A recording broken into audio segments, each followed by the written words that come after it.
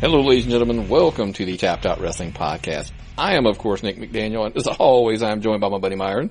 How you doing tonight, folks? Back here in the studio, looking forward to hearing what y'all got to say about what we're going to say tonight. Where did they, man, just so we'll throw it off here right out of the gate. So, where do they tell us if they have something to say, man? Where's the best place to kind of comment and all that good stuff? Twitter's great, at Tapped Out Pod. Facebook's great, Tapped Out Pod. You can go to our website, www.tappedoutpod.com. Our email is tappedoutpod@gmail.com. So you've got kind of a consistent theory there, don't you, on how to get a hold of us? Yeah, it's always at Tapped Out Pod. See, and the funny thing is, if you look like right down there, it's on the screen. I know you can't see me pointing at it, but it's on our screen here. It says at Tapped Out Pod. And if you're listening, all that was for absolutely nothing because that made no sense as far as me pointing. But yeah, tappedoutpod.com, tappedoutpod@gmail.com, Tapped Out Pod on Facebook, Twitter, Instagram, et cetera, all the above. Let us know what you think. Wanted to, really jump into something real quick and get it out of the way. Because, the death of the WWE is upon us. They are closing up shop. They're just selling off the rings. They're going to do clearance sales. You'll be able to buy Dolph Ziggler for $9.99, on the clearance rack. But that is turning out not to necessarily be true. No. The death of WWE has been greatly exaggerated. As a stockholder, yes, I am. I pay attention to these things, and of course, they posted not only their highest quarter ever, but their highest year ever. Just astronomical numbers. Their fourth quarter was up 29%. They made a whopping generated revenue of $272.5 million. And for the year, up 16%, $930.2 million. Notice they're knocking $1 billion, people. Folks, why can't you just be happy and leave it alone that WWE's doing good? Somebody likes it. It doesn't have to be. You don't have to like it, but just because they're doing great doesn't mean you got to bitch about it. Well, think about this, Myron. What if we could have two companies being the successful someday? What if we could have 4 or 5 companies being this successful? That would be awesome. But, there's a really good new company starting out I'm hearing about. I saw a couple things about on Facebook. Yeah, we're going to discuss them here shortly, but I just had to lead off, man, with that number, because that number is astronomically crazy. Mm-hmm. Kudos, man. It's, because as long as this company's thriving, I think there's opportunities, obviously, for guys to make even more money. We know that it was some of it, some people call it blood money, because Q4 was when they got, I think some of that was where they got checks when they went back to Saudi Arabia. Yeah, fair enough. So some people weren't real happy about that. And then, of course, but just international as a whole. And, Q4, if that money kicks in this year, because think about it, October's the new TV deal. Mm-hmm. If they start getting those checks in October, it's going to be another pretty good Q4 next year as well. Yep. Also, they're going to have some competition in October on television, apparently, too. So that's the rumor. That's the rumor mill. And be great. I really, the growth for WWE internationally is kind of where a lot of that money's coming from. Yep. And here's the thing that I wanted to ask you. I love blindsiding you with questions that I particularly hold out on the show prep because I don't want you to know. And one of them was, we talk about how last week we had mentioned it's a homogenized, watered down, mass appeal product. The U.S. crowd needs to particularly start, and the UK crowd, they've got NXT UK geared for them. The diehards, in the United States have NXT geared for them. This product is really for the masses, like we're talking about, because they're including now, they're getting money from Saudi Arabia. They're going, the India, they're going to Australia. They're massive appealing out. People need to understand this isn't just for you anymore. Mm-mm. So, what's your take on that? That's a touring product. They're going to go wherever the money is. If it slows down here in America, they're setting themselves up to be able to go somewhere else and make the same amount of money. Yeah, they're being smart. They're hedging all their bets towards the future. I think this is a good thing for them to do. They're going to be ahead of stuff. And one day down the road, they may be bigger in India than they are here. But the money's all the same. You know, it's not going to be like they're going to starve to death. None of the McMahons will go hungry. There's a currency exchange, but and that'll be all what it is, right? But that doesn't matter. They're still going to knock it out of the park. They're preparing for a global marketplace for professional wrestling products. And you know what's crazy that I don't understand? My wife completely understood that whole concept when we were talking about it. And she's like, oh, so basically they'll be able to just have touring products in the UK and in India and Australia and like, yep. And then every now and then they'll just kind of travel the main roster around the globe and they'll, eat it up because after a while they'll see those NXT call-up guys when they come back through. They'll be, oh, that's our guy. Now he's back on the main roster, so. You see when they go to Japan, they highlight the Japanese wrestlers on the roster. When they go to Australia, they highlighted the Australian wrestlers on the roster. It's great for business. Yeah, I agree, They've been doing it for a long time. They figured some stuff out. You'd be a lot smarter to watch and learn from them than it would be to criticize and hate on them. Yeah, and just because I love people love to take screenshots of house show attendance and say like, oh, the live shows are down, And even if they are, people don't grasp the concept. It's not the same business model anymore. No. And by the way, the one that we got this week, I really wanted to take a shot at this one. Somebody took a really oh man, this thing was half empty or whatever. It was in somewhere that the temperature was 19 degrees. Inside or outside? No, outside. It was 19 degrees. They were like, well, the snow didn't come like they projected, but it's 19 degrees outside, And so, but my thing is, so they predicted snow. It was 19 degrees. And for some reason, it was a school night or something. It was and I'm sitting there going okay, live shows, not Raw and SmackDown. Raw and SmackDowns are typically more for your diehard fan because the tickets cost more. We've found that out. Yeah. But a live show is typically your family crowd. Well, who doesn't go out when it's 19 degrees with a prediction of snow? Families with kids. Yeah, you're not taking your kids out during that weather, especially on a school night. You're not even thinking of just their safety. You're thinking your sanity.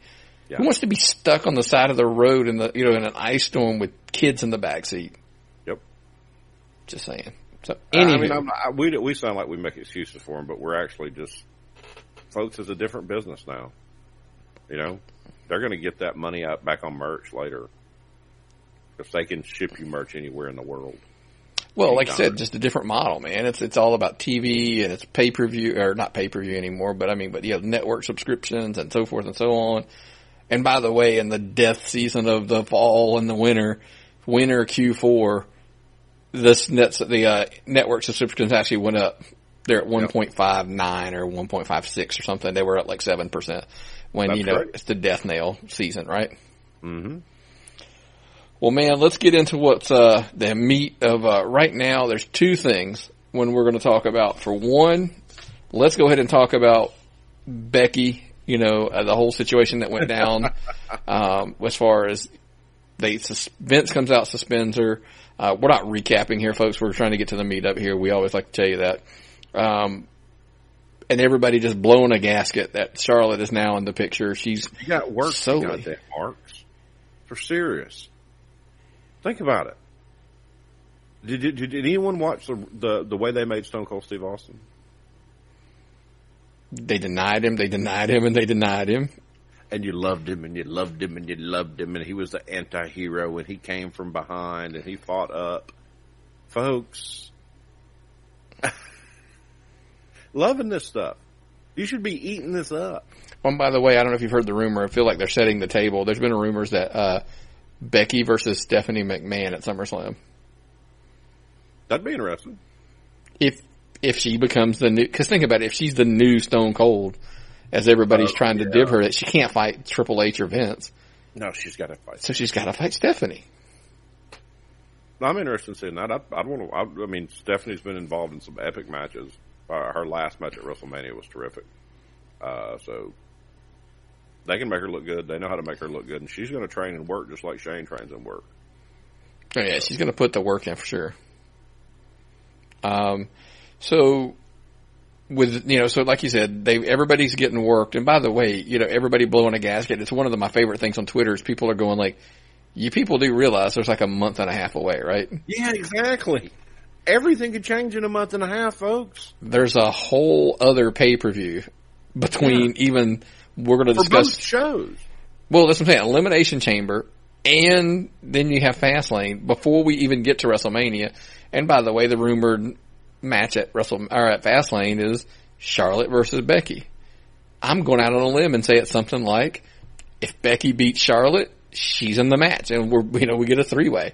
And guess what they've done? They milked another pay-per-view match out of it. Nick, it's like you're booking this. Oh, no, it's like you've watched wrestling for 100 years. I mean, seriously, we're wrestling fans that have watched this product. Are these the first time these people have watched these shows and they're still surprised by it?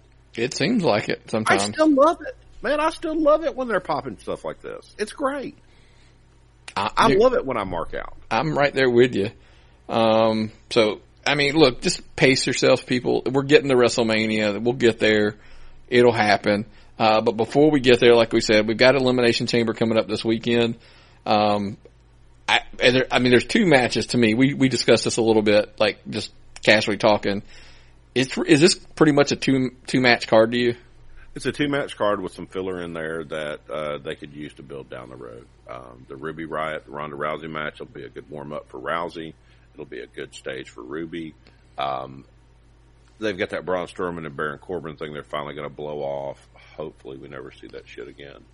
And you've got Leo Rush and Bobby versus Finn Balor in they couldn't do anything else besides put the belt on Finn Balor in that match. They're working toward the big stuff. They're going to put that Elimination Chamber match. Daniel Bryan, AJ Styles, Jeff Hardy, Mustafa Ali, Randy Orton, Samoa Joe. That's a lot of bodies. That's a lot of hardcore super guys from all eras in that match. I think that's awesome. You got the Elimination Chamber match for the women's tag team titles. 6 women's tag teams, 12 women in the ring. It's going to be crazy. So, folks, just buckle up for that one. That's the one I'm really looking forward to the most. And I don't know if you read, they're advertising somehow the advertising for Fastlane leaked out, and they're advertising a triple threat for the WWE title. So I don't know. I mean, is it Daniel Bryan? Is it AJ? Or is it Joe walking out with the title? But that's kind of the 3 names that I think were advertised. And you know how it always, because they could leak out fake stuff, so that's not even close to right. But that's, the hemp title's on the line, so we'll see who wins that. Do you like that? I don't even think we discussed this, but what's your thoughts on that, Bill? It's different, and it's a good, if you're going to make a belt for somebody, that's the belt for Daniel Bryan. It's his Smoking Skulls. It's his spinner belt. It's his Brahma Bull. Would New Jack just light it on fire and sit there and... New Jack would burn it. Yeah. New Jack would probably burn it. He would probably then heat some crack up over the something.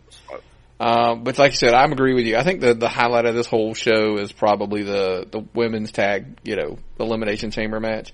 We've gone on and on and on and on that clearly we think Sasha and Bayley are the easy picks.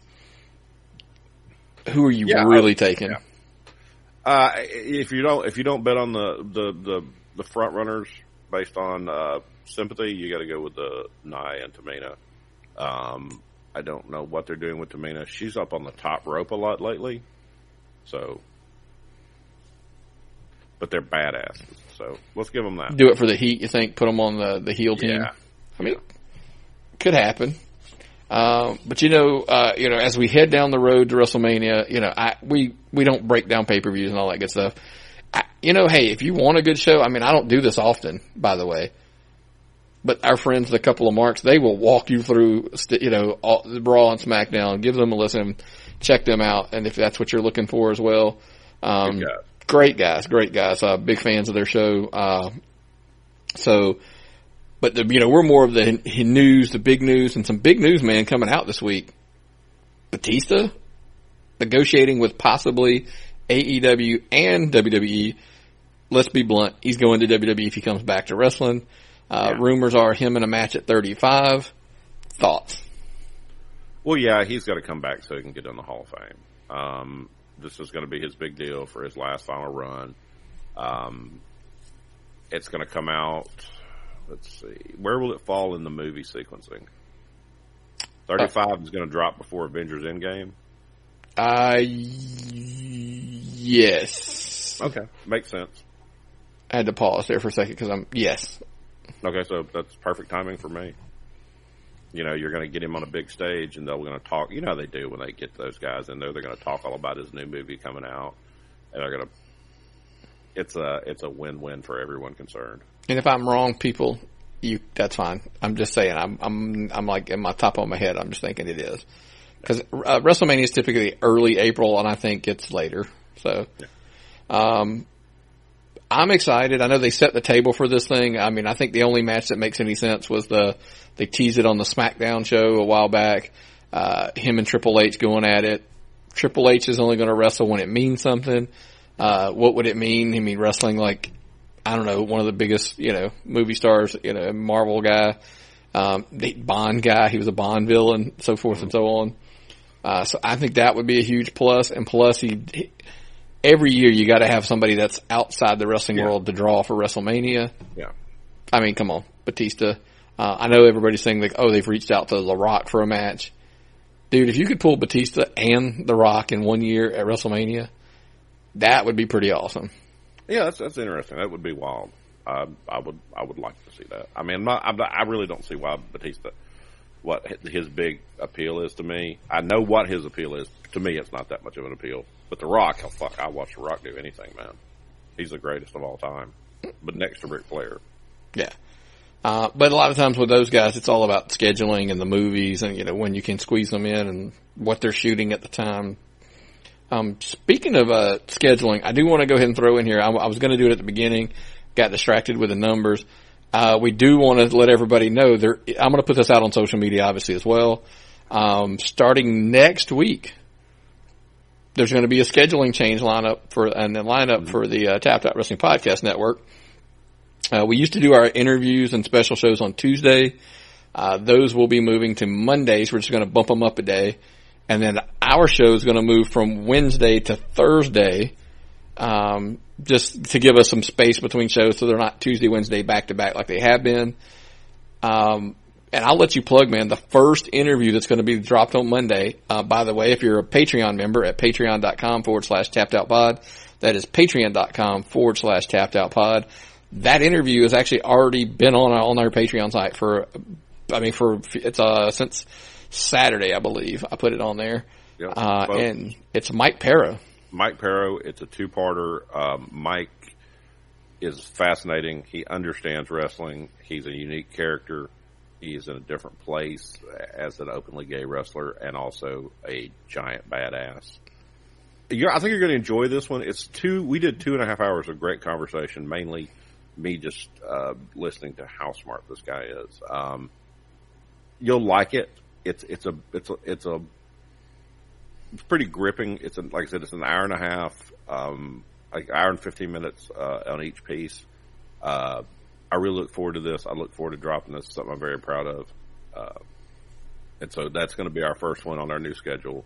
And we got a lot of other stuff coming out too. I mean, Lewis got Pillman Jr. today. Yep.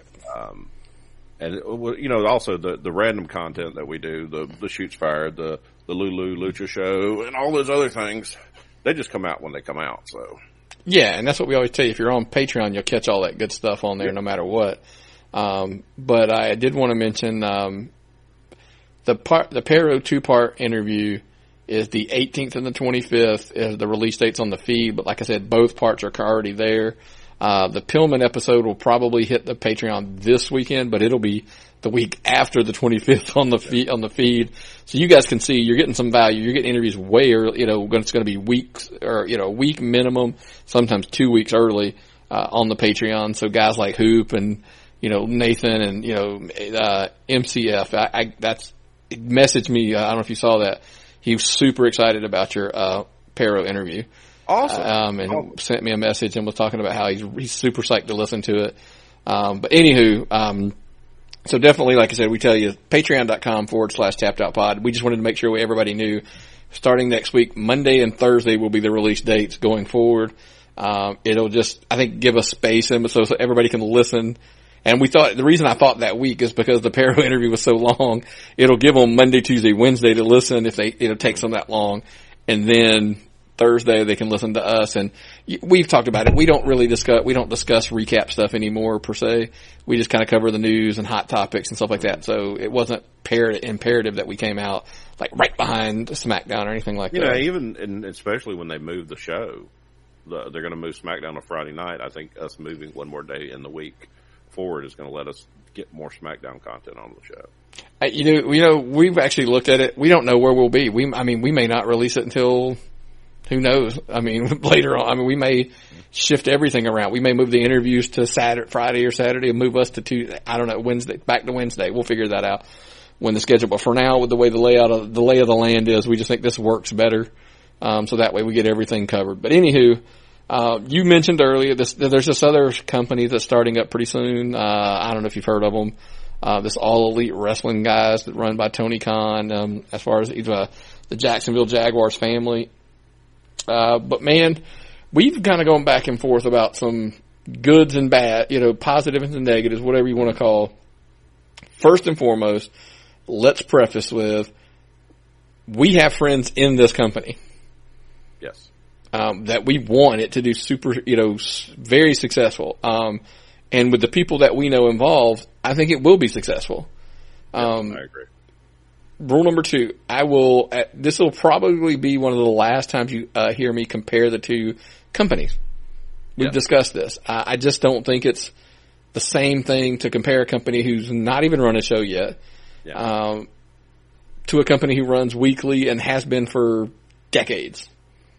And they run probably 4 or 5 shows a week every week, don't they? Well, they're running, house shows because SmackDown runs a house show while Raw's on and vice versa. And then they're running the weekends and they're running, it's hard to write that much stuff. And so to go to AEW, the things that I have with them is one, there was a really good article, that I read, that Greg Demarco over at thechairshot.com wrote. And we obviously want to tell you to check it out if you kind of like what we're discussing. There were 5 things, 5 big questions to ask about All Elite Wrestling. And I didn't put them in order of the article because I put them in order of, I think, what we believed what the bigger picture were. Well, it's a good outline to look at what we have to say over. Right. And first and foremost, I'll ask you your thought about, is can they draw locally, like in smaller markets? Because the article says, they can't, think about it, you can't run just 4 holiday weekend shows a year like they do now. They ran Labor Day, now they're going to run Memorial Day, destination towns where people can fly in. Well, they've got a show booked in the UK they announced 5 shows and TV in October. These are going to be their big shows that will hopefully bait you up for the time the TV starts in October. The TV in October is going to be I'm assuming it's going to be TV tapings where they go to other towns, where they'll swing through Atlanta or Birmingham. That's where the rubber's going to hit the road. That's where you're going to have to see. Besides the people who are willing to spend fly-in money, that's going to be the tough. And I think they can do it, but they have to take these shows. Okay, they have to take these lead-up shows and get them over and promote them very well. And they have to have a major TV deal in prime time to go along with it. Agreed, which we'll actually get to the TV part. But here's my thing I'll ask you, and I'll let you answer it again. You're talking about, it's easy when everybody is all excited, and we are. Think about it. We wanted to go to the Vegas thing. Had we not had kids graduating literally that day, we would be there. The thing is, you can run Vegas, you can run Chicago, and we're talking running a Labor Day and then you're going to run a Memorial Day show. The next show is in the summer in Jacksonville or something like that. But they're that'll work. It will, because how many are we talking? A couple months later? I didn't look at it. It's the summer show. It's a summer show. But my point being is, if you're running a show every couple months, let's say that goes back to you can't run 4 to 6 shows in destination towns and become a long-term what everybody wants them to be. the competition for the WWE. That can't happen. They can't sustain that level by just running big towns weekend shows. Eventually, you're going to have to become a weekly show. And if you're running a weekly show on television, that's 52 weeks that you're doing a TV show. Now, granted, you could do an Impact move. You could record a month's worth in one shot. So now you still got to run 12. Right? Yeah, that's your TV tapings. You come in and you shoot 3 hours of television. You put on would be like a Raw show once a month. Possible? I mean, these guys are starting out, and the WWE didn't start out running all over the place. Right. They started out, I don't know exactly other stuff, back to Toots Month, stuff like that. I don't know the exact details, but I would think just about any wrestling promotion started in a gym somewhere running a show, and these guys are ahead of that already. Right, but here's part number 2, Myron. Answer this question for me. Even if you go with the Impact schedule and you run 4 pay-per-views a year, let's say they only run 4, that's 16 shows. The reason it does so well is because it's how long's it been between Labor Day and Memorial Day that friends like, now StarCast is huge. He can't run 16 StarCast, per year. No. He can't run, I don't think he'll run 4 to 6 in a year. No. So even on a pay-per-view level, I don't know that he'll run one, with every 4. That's he being Conrad, right? Pronouns foul. So you're looking at Conrad going along with all these shows? I mean, because if it's 4 times a year, I don't think it has the ability to draw 4 times a year. Twice a year, definitely. 4 times a year is different. Agreed, and that's kind of where I'm going. Like for our friends, Jay-Z, Hoop, and those guys, they're going to fly in and they're going to go. Will they do that 4 times a year? Will they do that 6 times a year? That's not a viable option. So at some point, you have to draw the families at Birmingham. You have to draw eventually that when I say the local markets, you eventually, even 16 shots, if you run Miami, Dallas, Atlanta, New York, Chicago, Vegas, LA, eventually you start to run out of towns. Yeah. Those big destination towns. So eventually you've got to either repeat cities. Can you do that twice a year? And so you see where I'm going is they got to cross over and they've got to bring in somebody big. And that was one of the article points that he brought up was they need a Hall or Nash, like a Hall and Nash moment. They need somebody to cross over that everybody go. Now, could it be Goldberg? Could it be, so forth? I think Goldberg's probably, now we didn't even talk about that on the pre-show. That to me is the smartest thing they could possibly do. And I'm sure they can get him to do a limited run and come in. Yeah, that'd be great. But how much do you got to pay? I would give him $1 million for 2 shows, and that would be all you would need. That's all you need. Bring him in on the second show, and then bring him on the show right before you get TV. Well, let's we're going to go out of order here a little bit because one of the things we discussed, Goldberg coming in is a payroll question mark for me. And I think that should be a payroll question just for about everybody. We've heard, same thing. We saw in the article we wrote that apparently Khan has thrown in $100 million, right? So that's everything. That's not payroll. We've heard a number, payroll between 20, 30, so we'll call it $25 million. All right.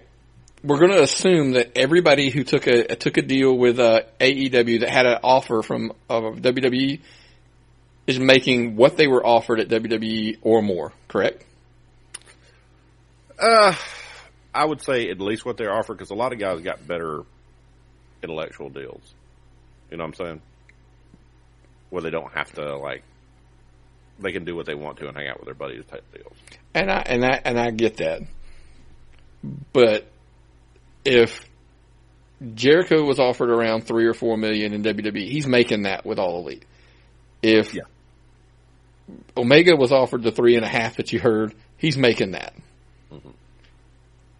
So now, if those are making that, do you think that the Bucks and Cody, are they making half of that? Or are they taking half of that, you think? Or are they taking stock? There is no stock. It's a privately held company. I know, but are they taking, options? Are they taking some kind of deal? You think part of the territory. Ownership percentages or something? Yeah, I mean, are they going to draw off, instead of getting a salary, they're going to draw off the success of the company because it's profit sharing? I don't believe so. If I'm incorrect and somebody can correct me, let me know. That would be, that's just all I'm going to say. Just let me know if I'm wrong. I think they took pay, and we'll get to a point why I don't think they are. But so back to the point. So let's say if the Bucks are, 1, we'll call it 1.5, and that's each. So there's 3. If Jericho's at 4, there's 7. Omega's at 3, that's 10. Cody's at 2, there's 12. Paige is at 1, you're at 13. Remember, we said 25 million is what we think somewhere in that range is the payroll, right? 20 to 30. You're taking chunks out of your payroll that you're literally not going to have. Everybody talks about everybody's jumping ship. Orton's going, Ziggler's going, Dean Ambrose is going, the Revival's going, over and over. All these people are leaving. I just don't think the money's there. No, and they're being smart. I mean, they're not going to pay Jungle Boy $4 million. You would hope not. No, they've got guys. I mean, I'm guaranteeing Neville or Pac is not going to make that, but Pac's going to make a good living. And he had a narrow appeal in the first place. You got MJF, hot new young star. He's going to get a great upcoming deal. He's feuding with Conrad Thompson right now. That's excellent. They got a lot of women. What they're doing, though, is they're going to make their own stars. They are taking chances. They've got the first trans woman athlete signed to a big wrestling company, Sonny Kiss, who's openly gay, signed. They're going to take chances. They're going to appeal to a younger audience. They're going to go for people who consume more media than old people like us. They're going to go for your anime type crowd. They're going to go for a younger audience. They're going to give them more of what they want. They're going to give them an exciting thing. They're going to give them more accepting. They're taking chances. They're partnering with other companies, AAA. What is the one in China? They're bringing in a lot of popular. What's the word I'm looking for? Like cult following type people, like the Lucha Bros. I think they're doing some great things. And if we sit back here and look at it like, is it going to appeal to us? No, it's not always going to appeal to us. It's going to appeal to. It's going to. So your thing is it's going to appeal to the Twitterverse. Yes, it's going to appeal to the Twitterverse and those people, those fans, younger people. It's going to be cool. It's going to be hip. It's going to be more accepting. Okay. I think they're going to draw on a lot of young fans, and they're going to draw. This is where the make or break is there an audience that they can get that's not your typical wrestling fan. And here's the difference. Thank you for walking with me because we went to where I was going. WWE and AEW, this is where this conversation should end. They're not going for the same crowd.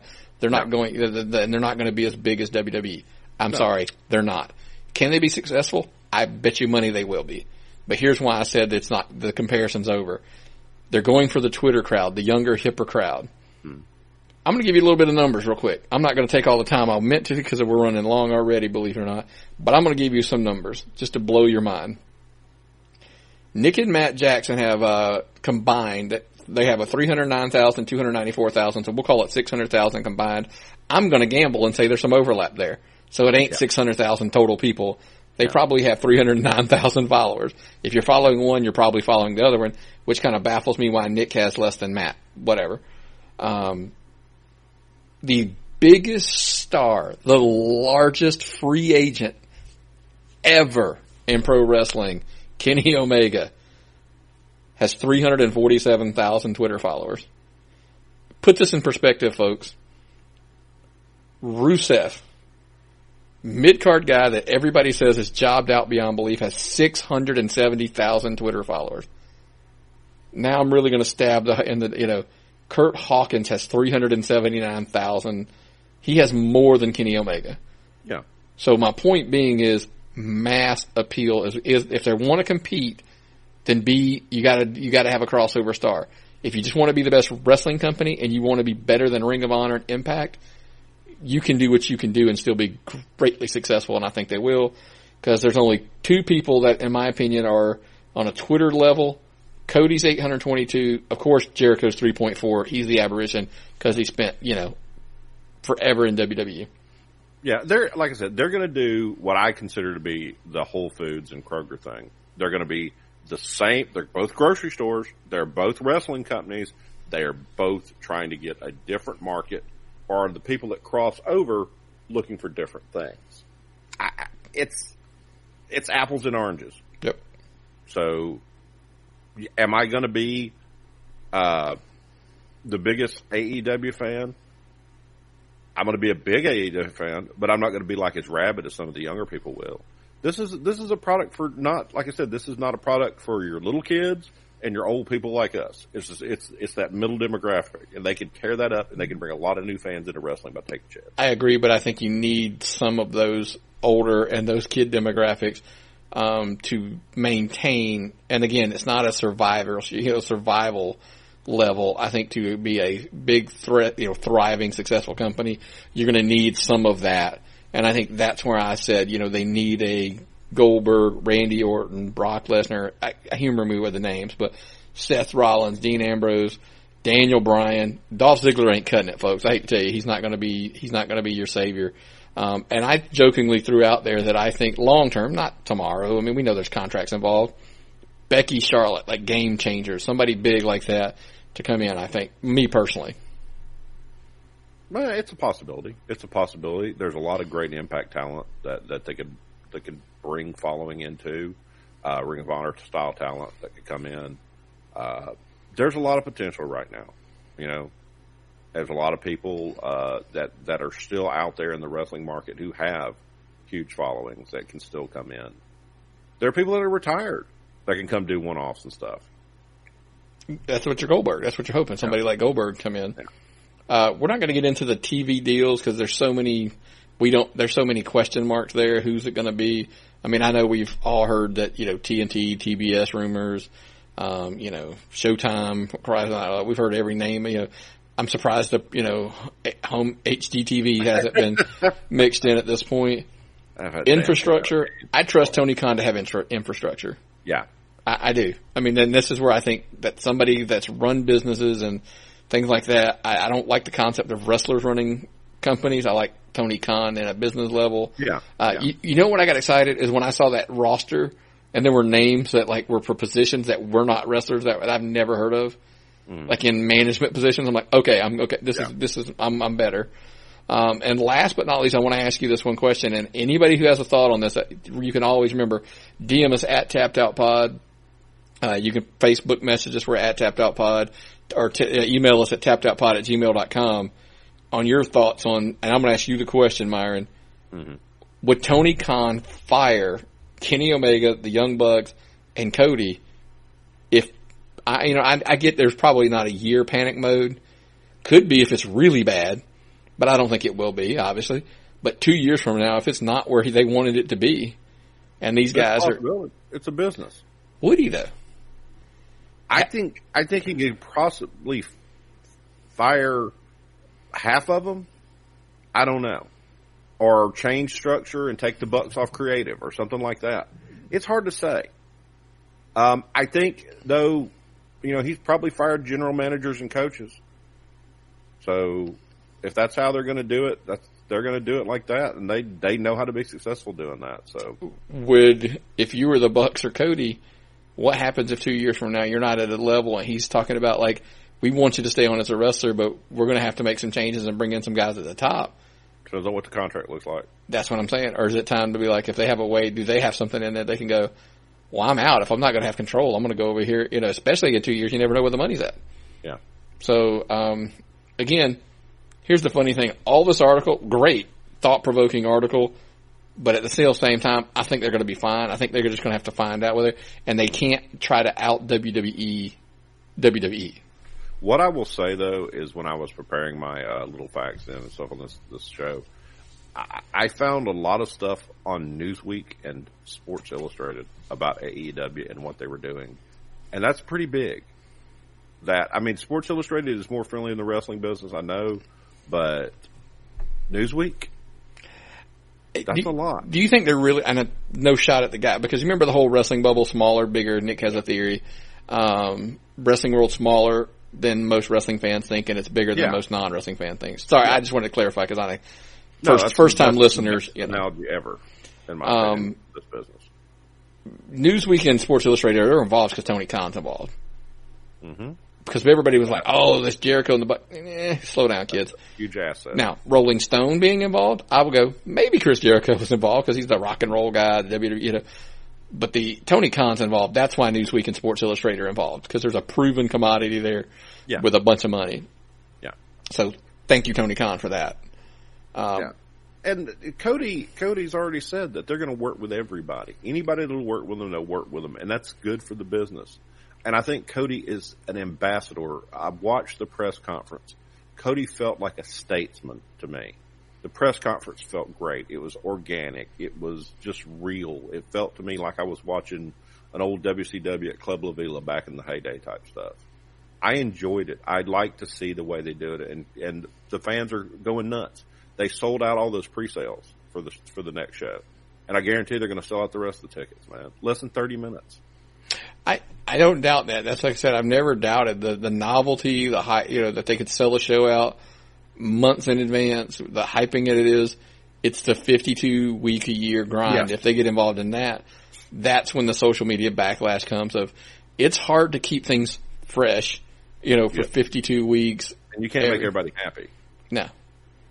And a lot of the type fans are in that demographic are the ones that bitch and complain the most. So, yeah, it's going to be tough. I think they've got good heads in this deal, though. So I'm looking forward to it. I agree with you, man. Speaking of all this changing and Kenny making the move over, I wanted to ask you. I don't know if you saw this or not. Jay White wins the IWGP title for New Japan. Just right time, right place. I mean, you think? Yep, you were the American that they needed an American in a storyline. Lewis over at Tapped Out Lewis. I mean, he's our guy who does a lot of our interviews. Got the Flying Brian we're talking about coming up soon here on Patreon. It'll be on the main feed following episode. Theorized that Kenny Omega, they thought they had him long term, and that hey, they basically are just throwing Jay White into the Kenny Omega spot, and he's going to inherit all those storylines. Good for you, Jay White. That's what I said. I said, man, that's luck, but I'll take it any day of the week if I'm him. Oh, it's a good benefit too because it's given him a bigger push than he would have got, and it's Cody. I mean, Kenny's going to get a bit his push somewhere else, so it's more people working in more places, more people getting over. It's more money all around the table. Yeah. So congrats. I mean, I wasn't all that impressed when he first got there. I was kind of like, meh. But the more opportunities he's been given, I think he's rising to the occasion. So kudos to Jay White, man, and like you said, I mean, if wrestling's that kind of business, take advantage of every opportunity you get. Mm-hmm. And speaking of that, I wanted to ask you, I think they're taking advantage of it, and the great opportunity is at WOW right now. Yes, WOW's in a great spot. I really love what they're doing, and it's reminding us that wrestling can just be fun. It doesn't have to be so damn serious. Mm-hmm. You have a great camp going around between the shows, and then you have really good wrestling matches. It's a great product. I'm really looking forward to see how this goes. I'm like really enjoying it, and it's really crazy because it comes on at pretty late for me. And I try to go to bed early. It doesn't mean I fall asleep. I try to go to bed early. But I get I watch it. I watch New Japan. When I'm trying to go to sleep. Works pretty well for me. But man, it's something like you said, it's just, I don't have to sit there and I'm not analyzing it. I'm not breaking it down. Yeah. Line and this person being booked correctly. It's just fun. I'm sitting there going that's all. And the sad part is I always tell people when something's fun, my wife will lay there and watch it with me. She'll make jokes about it because she'll be like, because one of the wrestlers got the half naked guys always wandering around. She's like, so let me get this right. So because it's women wrestlers, the guys have to be half naked wandering around. I'm like, yeah, pretty much. Mm-hmm. So, but she chuckled and she thought, okay, whatever, But then she kind of rolled right along watching it, thinking it was funny. Yeah. So I'm really impressed with WOW. And like I said, I think if people are struggling with the concept, they're not having a good time with wrestling. Yeah. Check it out. Yeah. Access TV, right? Fridays. More things for us to watch. If you don't, okay, before you quit wrestling, Find another product. The WWE is not the only show. TNA, Impact's putting on great stuff right now. When you can find whatever channel. You know, man, and I throw that out there every opportunity I get because you of all people were the one who gave it to me. Yeah. That, you know, I don't have Pursuit. I don't have it anymore. I can't watch it. Dude, if you have a computer and an internet, you've got it because it's on Twitch. Oh, yeah. We're going to see how that plays out. I think they're going to wind up with a bigger contract on a bigger cable network before it's all over. It gave them a home, man. That's all it was. Yeah. So, but before we get out of here, I know we love to always throw some indie wrestling in here. Let's throw in, hey, it's Southern Fried Week, man. David Manders and, you know, they're literally tearing down, you know, just tearing the house down every 2 weeks. They're killing it out there in Monroe. I know it's a big card they've got coming up. I know, you know, I haven't talked to you yet. It's going to be a struggle for me to get there, but I think I might be able to. We're going to figure that part out. So what are you looking forward to the most as far as Southern Fried this weekend? I'm honestly just looking forward to see how much they draw and how the crowd is, because when that crowd gets cranked up, it's electric. You can feel it. You don't just hear the pops, you feel the pops. So it's something to see, folks. It's a sight. It's going to be a packed house. We'll see if they can draw more than the 651 they drew last 2 weeks. It's the hottest show in town, man. I love it. And I'm wanting to see that because I want to see, like you said, how much they draw, and then I want to see the gauntlet thrown down and see what Gary Lamb and the guys up at Southern Honor can draw next time. Bought new chairs, by the way, so they can fit more chairs in that building. So I'm psyched to see how that works out for them. Mm-hmm. Everybody's doing good with that.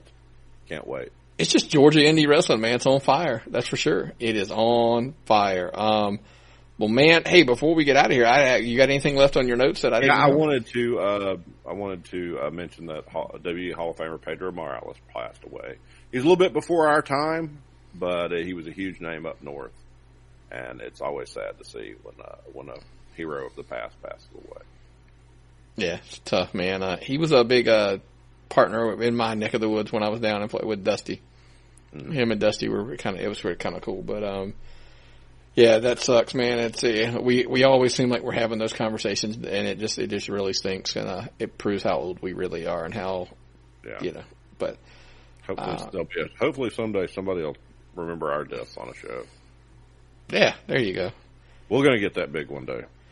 But you got anything else, buddy? Or that's all I got, man. Well, man, you know, we always tell you, we know this was a pretty quick show for us. I mean, we got some more stuff coming out later.